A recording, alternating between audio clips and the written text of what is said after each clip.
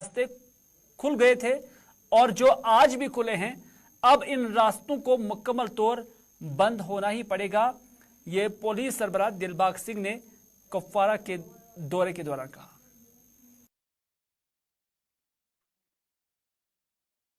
North Kashmir लगभग साफ है।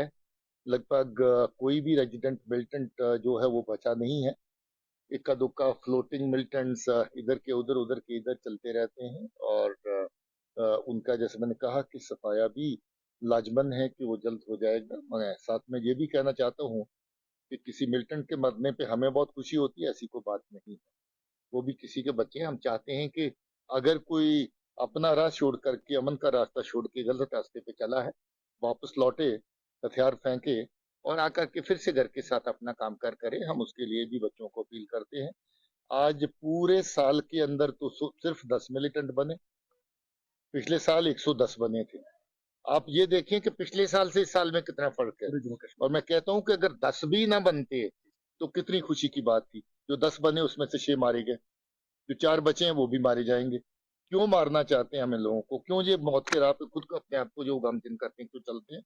ये जो 4 भी बचे हैं उनको भी वापस लौटाना चाहिए और हमें ये बताना चाहिए कि हम अमन के साथ हैं। कुपवारा की राहें जो लेट 80s में, अर्ली 90s में खुली थी, वो अभी भी बंद नहीं पूरी तरह हुई है। उन रास्तों को बंद कर, यहाँ पर तशद्दुद के रास्ते जो जहां से होके पाकिस्तान गए और फिर वहां से लौट करके फिर वापस आए, उनको बंद कर देना चाहिए। नारकोटिक्स का जो चलन अभी नया शुरू हुआ है, एक नई जंग, उसमें भी कुपवाड़ा का बॉर्डर बहुत हद तक इस्तेमाल हो रहा है। लोग ऐसे बॉर्डर्स पे रोक लगाएं और ऐसे लोग जो शामिल हैं बॉर्डर एरियाज के, उनके साथ सख्ती तो की ही जा रही है, उससे ज्यादा सख्ती करेंगे। ये भी मैं कुपवाड़ा के लोगों को बताऊं।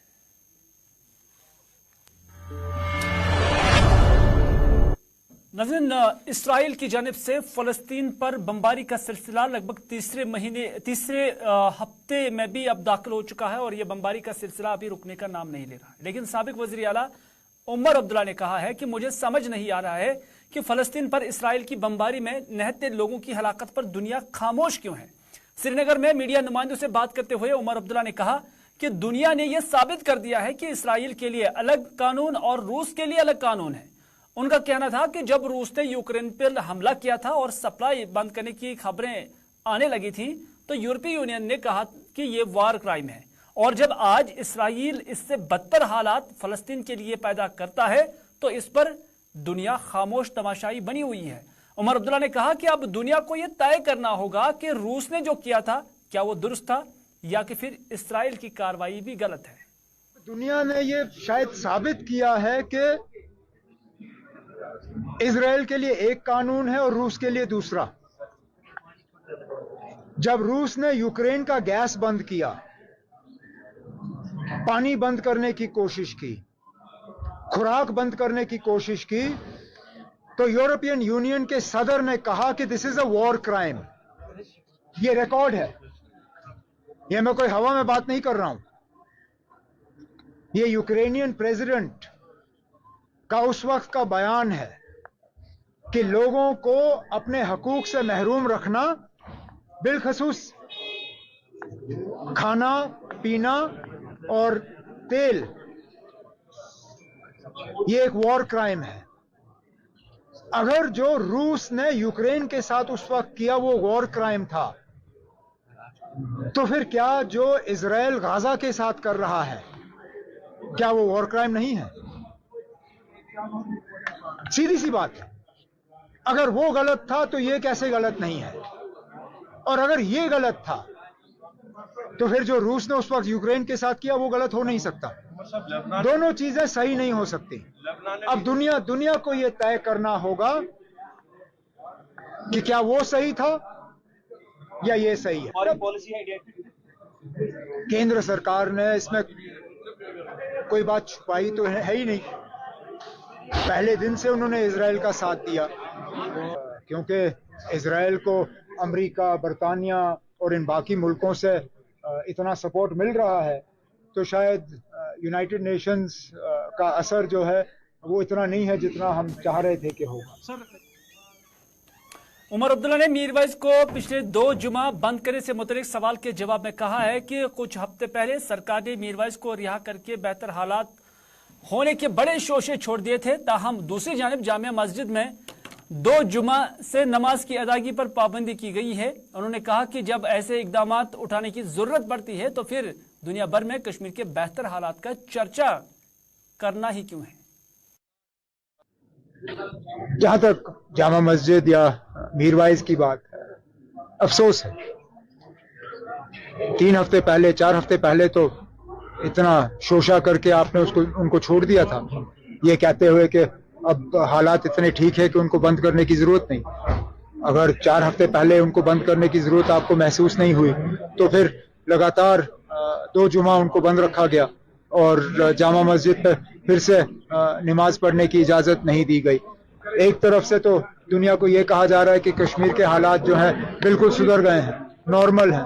अगर नॉर्मल हैं तो जामा मस्जिद में नमाज की इजाजत दे दीजिए जुमा को, और मीरवाइज साहब पे जो पाबंदियां हैं वो पाबंदियां उठा दीजिए। चल, जहां तक जामा मस्जिद या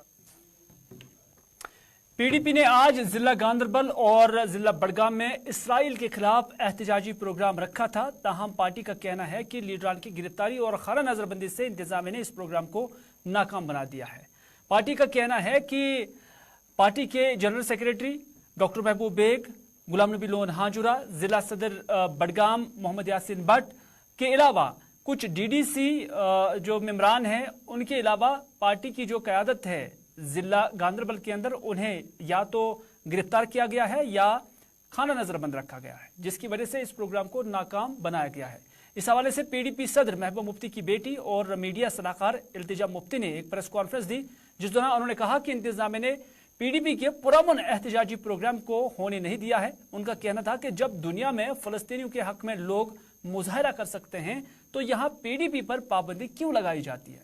उन्होंने इल्जाम लगाया कि पीडीपी को जानबूझकर सरकार निशाना बना रही है, क्योंकि ये जमात ही अवाम के हुकूक की तर्जुमानी कर रही है।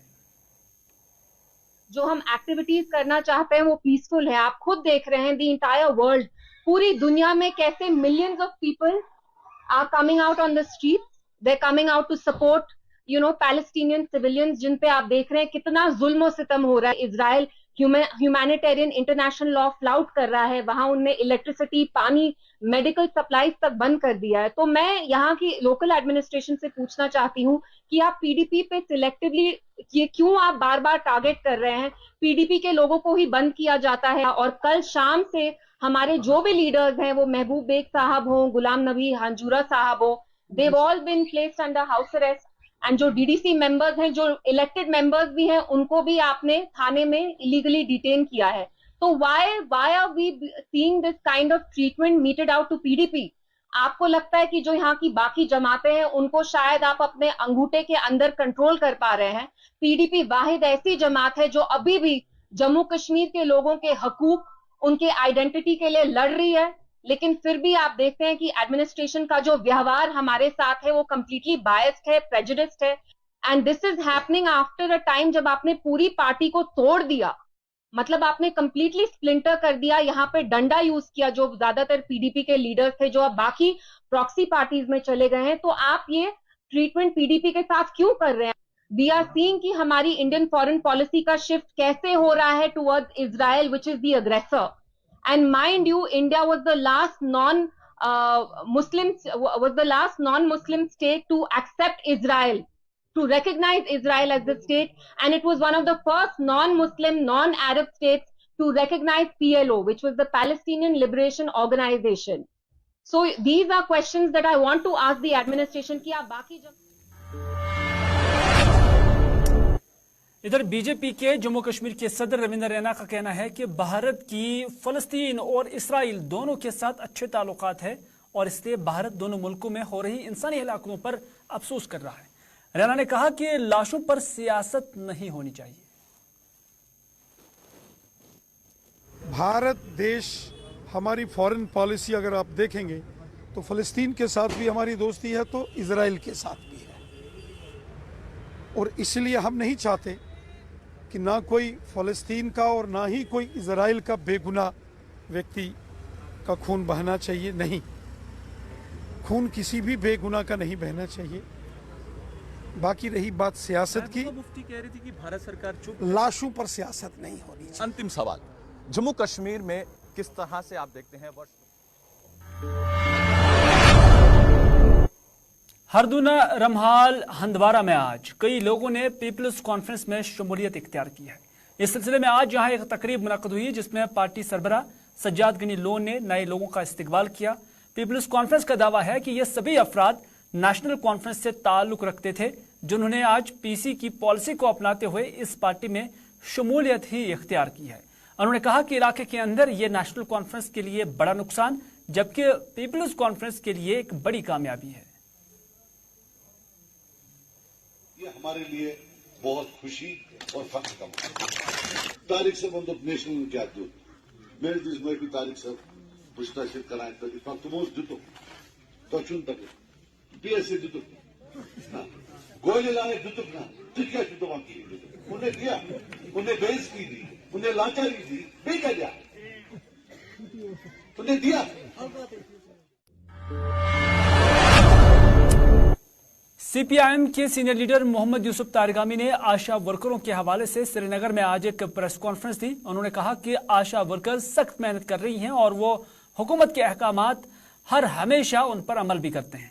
ताहम तारगामी के बकौल बदकिस्मती से इन आशा वर्करों को अब भी वर्कर तस्लीम नहीं किया जाता है। तारगामी ने कहा कि उन्होंने मिनिमम वेज एक्ट के दायरे में उन्हें लाया जाना चाहिए और उसके साथ साथ उनके साथ इंसाफ भी किया जाना चाहिए।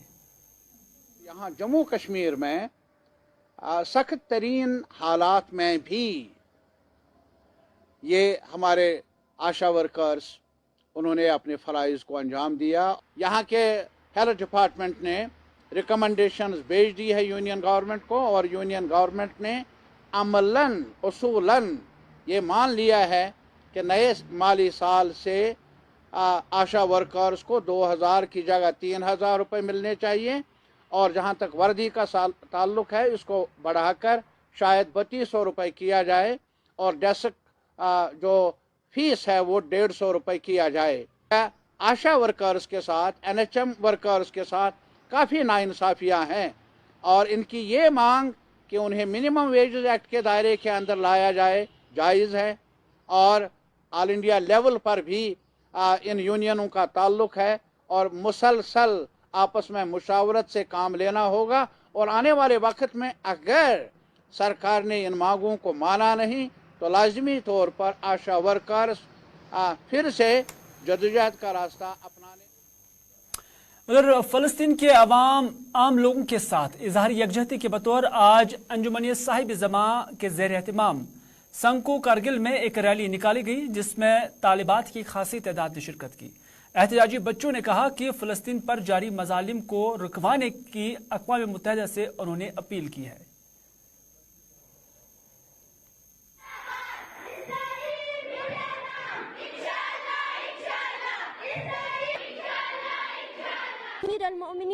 अयमय अथार सीरत का दुख से ngach जिंदगी बसे खुई यानी हिसाब का ngach की खुई का सलमोले योतंग कि जुल्म में खिलाफ कभी चुप में पर गोशजिन दाना जुल्म में खिलाफ इमाम हुसैन फखुस खुरीद अजीम कुर्बानी तंग स्पिना करबला यानोगा जालिम ना निस्बत जुल्म छिनत पना आलम इस्लामी का जुल्म बेनियत पना हुसैन फखुस दी कुर्बानी तंग स्पिना हजरत ज़ैनब फखुस खुरीद हिजाब ना निस्बत कुर्बानी तंग स्पिना दिरिंगा ngach कयान मयत पे एहतजाज बसे ngach कयान मयत पे ngach यानी अमली मैदान एहतजाज ना आवाज़ से ज़रे के उधर मज़लूमी फ़लस्तीनी उधर मज़लूम लदी यानी ngach पैगाम पुलहब चुक जस इनकी गार्शी ngach यांती हमायत लहब चमद नंग ngach हमेशा यांतंग नंग यांबोद ngach दुआ हमेशा यांतंग नंग यांबोद। जैसा कि हमारे मौला अमीर अल मोमिनीन का फरमान है कि ज़ालिमुन के साथ बुग़्ज़ और अदावत और नफ़रत निस्बत होनी चाहिए।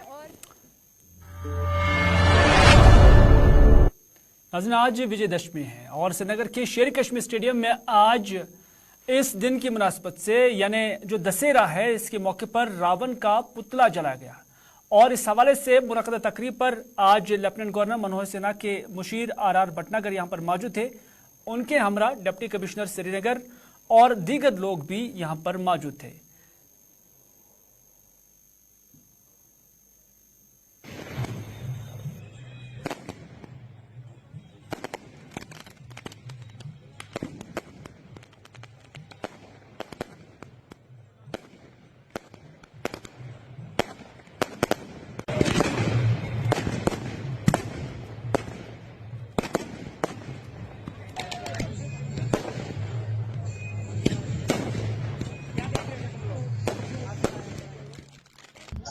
सबसे पहले तो मैं आज दशहरे विजयदशमी पर सभी जेके वासियों को बहुत बहुत बधाई और शुभकामनाएं देना चाहता हूं। और ये हम महत्वपूर्ण है कि पहली बार झांकी बहुत वर्षों बाद यहाँ निकली है, तो इसके लिए मैं यहाँ के सौहार्द, यहाँ की शांति और यहाँ के जिला प्रशासन और यहाँ के जो निवासी हैं उन सबको बहुत बधाई और शुभकामनाएं देना चाहता हूं। और इसी के साथ मैं सभी देशवासियों को इस पर्व पर आज 2007 ऑनवर्ड्स हम लोग दशहरा यहाँ पर मना रहे हैं कश्मीर में। मैं मेजॉरिटी कम्युनिटी को भी बहुत बहुत मुबारकबाद देता हूँ, जिनकी बदौलत हम 2007 से चल रहे हैं। अब प्रेजेंट डिस्पेंसेशन एलजी साहब, होम मिनिस्टर साहब और हमारे कम्युनिटी के जो भी साथी है, आज फर्स्ट टाइम 35 साल के बाद दशहरा के साथ साथ शोभा यात्रा इंदिरा नगर से निकलकर पूरा यहाँ शेर कश्मीर स्टेडियम तक आई है। इसकी मैं मुबारकबाद पूरे कश्मीर की मेजॉरिटी कम्युनिटी को दे रहा हूँ। उन्होंने जो समर्थन सपोर्ट दिया, रास्ते में फूल डाले इसके ऊपर, और साथ में प्रेजेंट डिस्पेंसेशन की बदौलत आज माहौल इतना खूबसूरत हुआ है। आज लगता है कि बुराई के ऊपर अच्छाई की जीत हो रही है। और आज आपके माध्यम से, गुलिस्तान एक बहुत फेमस चैनल है, इसके माध्यम से मैं कश्मीर के सभी भाइयों से गुजारिश करना चाहता हूं कि आज के दिन हम लोग एक अहम जो हमारे यहाँ पर बदकिस्मती से घूम रहा है ड्रग माफिया, उस ड्रग माफिया को भी साफ करने का काम करे, उसको भी आज जला के साफ करे। नाज़रीन, न्यूज़-8-6 में और भी खबरें थी, लेकिन वक्त हो चला है। इसी के साथ दीजिए अपने मेजबान मीरीलाल हांजुरी को न्यूज़-8-6 यहीं पर इख्तिताम करने की इजाजत। इस वादे के साथ